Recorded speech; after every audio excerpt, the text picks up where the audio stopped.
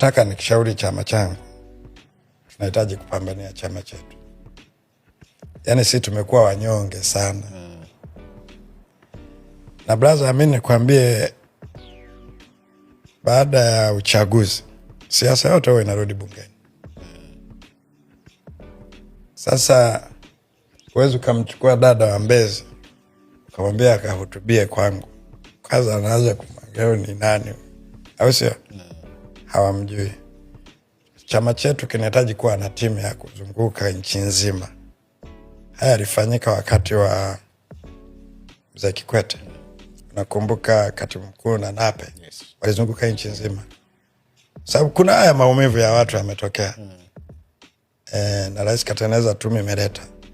Lakini huwezi kwenda tu kama mwana CCM kwenda kuhutubia madarasa na hospitali before kama chama tawala hujaeleza yale yaliyotokea, tufanye hivi. Na lazima upeleke watu gani wanaokubalika kwa watu, wakazungumza na watu.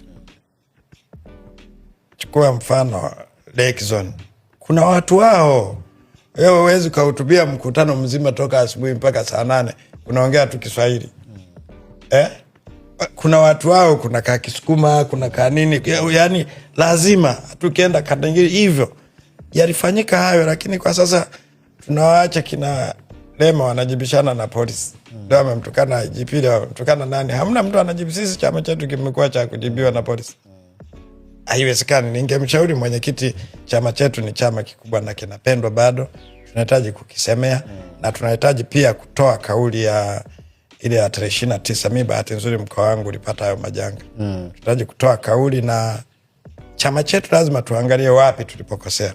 Nani ametufikisha hapa, tuchukue hatua. Yametokea kwenye viongozi wote waliopita, sio kwa Mama Samia peke yake. Wewe unafahamu hata wakati wa Mkapa watu waliandamana chuo kikuu kina Zito wale kina nani, sio wameandamana hapa. Haya wakati wa Kikwete watu walikuwa wanaandamana mambo ya escrow, mambo wameandamana. Sasa hivi vitu vyote lazima tukae, sisi ndo chama tawala. Kama kuna watu wametufikisha hapa tuwaondoe. Alafu chama kibaki salama. Ningemshauri hivyo. Sawa, ushauri mzuri.